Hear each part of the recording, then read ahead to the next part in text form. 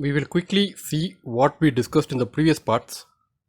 If you recall, in part 1 we discussed about the different segments of the healthcare industry, where we saw the medical equipment and supplies was one of the segments who supply equipments, instruments both to hospitals and diagnostic companies. In part 5 we saw more details of the different suppliers, what they supply, what kind of equipment they supply, and it is heavily dominated by the MNC space. In this video we will see the business model between the suppliers and the diagnostic companies, the big role played by the reagents in this business model, and the relationship between volumes, cost of reagents and unit cost of test. Pathology testing needs two main components. The first one is equipment and the second is the chemical component called as reagents. The first component, equipment, are mostly the automated analyzers. If you take example of sodium potassium analyzer, it analyzes the level of the sodium or potassium in the human blood and gives out the results. The second component, reagents, which are chemicals, they produce chemical reaction when they are mixed with body fluids like urine or blood or whatever, and they provide produce a new substance or some kind of reaction which is measured by the equipment. The equipment then gives the result. So this mixture, this blood and this reagent is mixed and put in the equipment. So if you see, this reagent is like a consumable that the diagnostic company needs to buy periodically from the vendor. Let us now see the actual business model between suppliers and the diagnostic companies. Consider the case of a printer or razor. This is sold at relatively low prices, whereas the cartridge that the printer needs and the blades that the razor needs are sold at a higher price, and it has to be brought by the customers periodically. This interesting analogy was from a speech by Mr. Onkar Raunak of PPFAS, so I am using the same here. In diagnostic companies, this is a similar arrangement. So the suppliers or the vendors sells the equipment, whatever the analyzers, whatever we saw, at no or low cost to the diagnostic companies. But the caveat is, the diagnostic companies need to sign a contract with the supplier where they commit to buy a minimum quantity of reagents periodically, say every month or every quarter or every bi-yearly whatever, for a specific number of years at a predetermined price. Say the contract will have that every month they are going to buy some these many kilo or these many liters of this reagent at a price of around say 1000 per liter or whatever. The company then gets the equipment, installs in this facility and starts buying the reagents from the supplier and does the testing.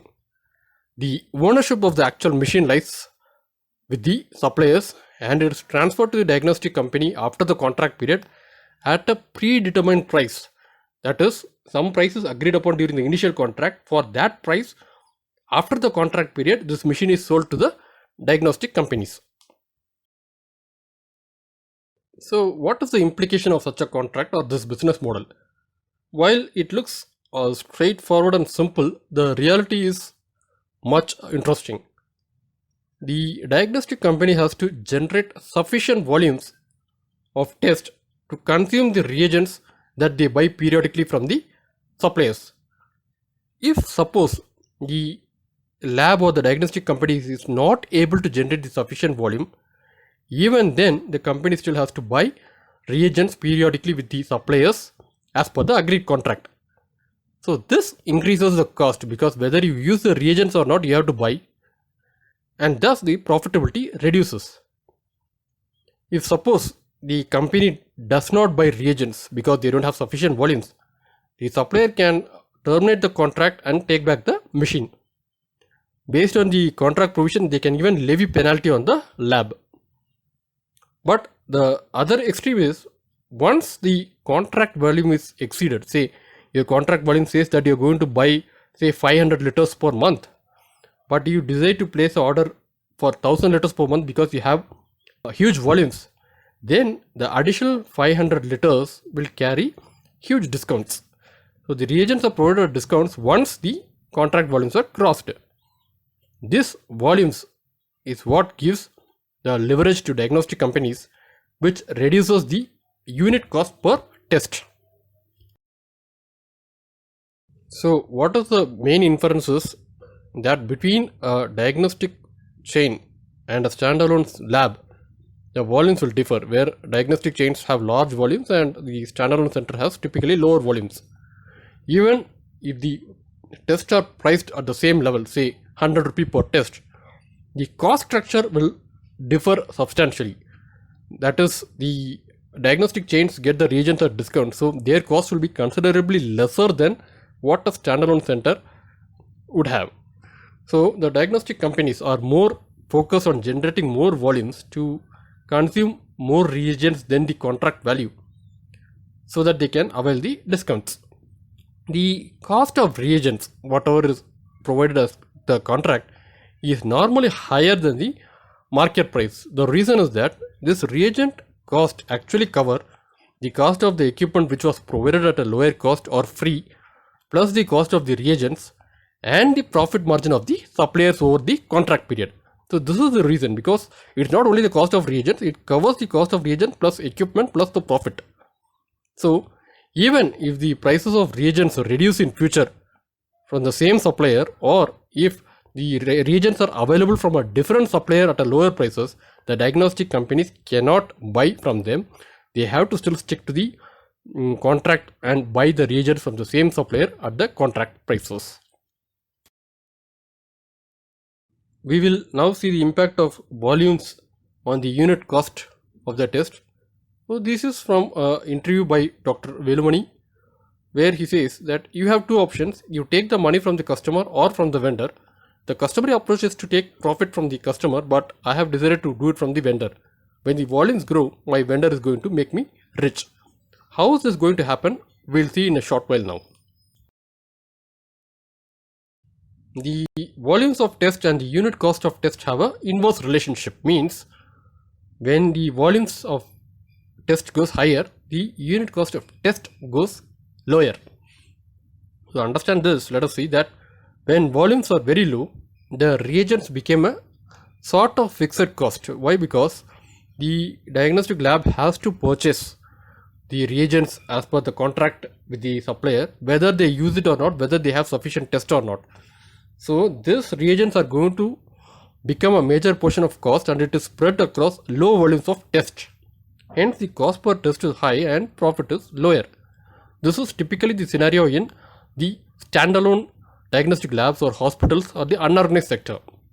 Now when you see the volumes are high, more reagents are required than the contractual volumes, and these reagents are purchased at discount.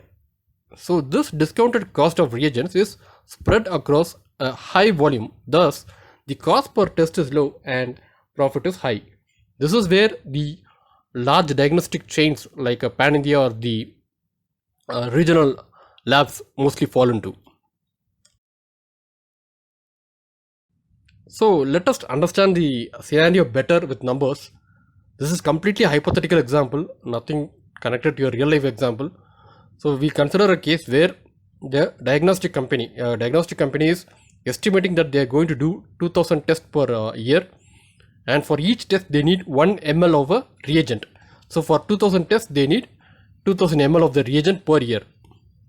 Now they enter into a contract with the supplier. So the contract says that the diagnostic company needs to buy a minimum volume of 2000 ml of reagents per year, and the cost of 1 ml of reagent is roughly rupees 10. So for 200 ml they have to pay 20,000 rupees.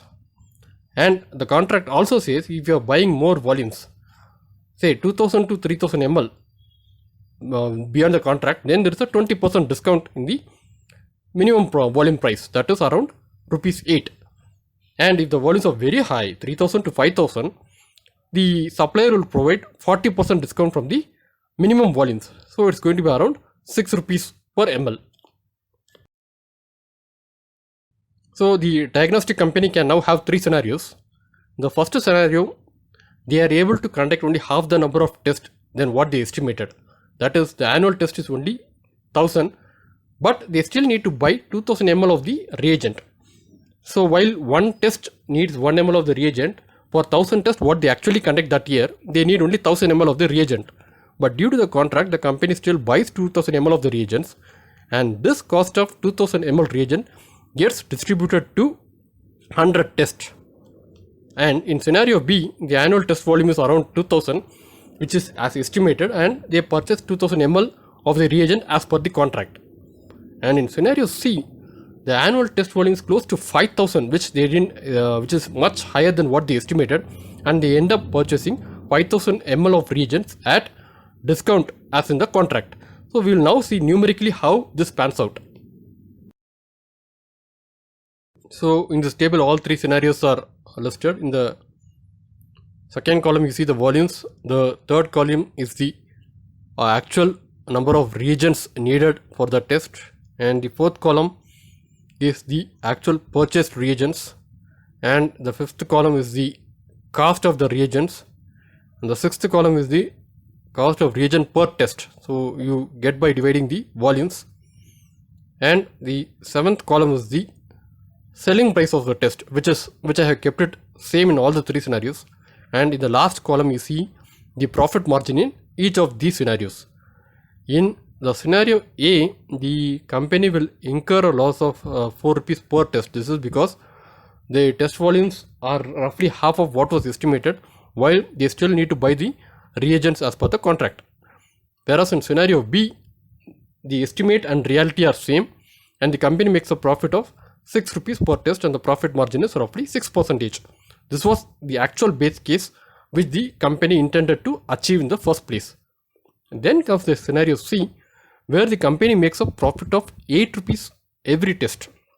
This is because the company buys the additional volume of reagents at a discount.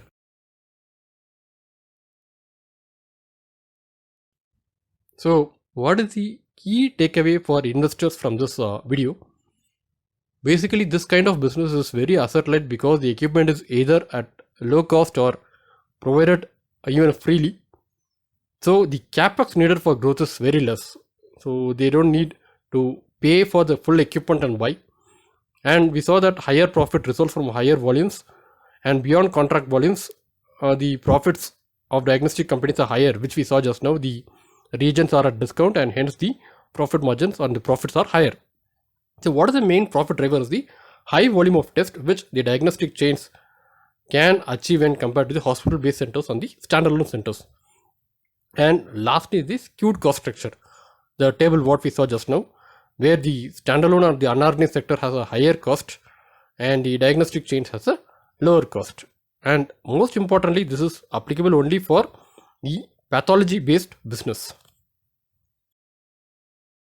In the next video, we will continue with the investor insights, where we will see about how the hub and spoke model is related to this reagent business model. Both are complementary to each other. You have the reagent business model, which should be supported by the hub and spoke business model, which we will discuss in the next video.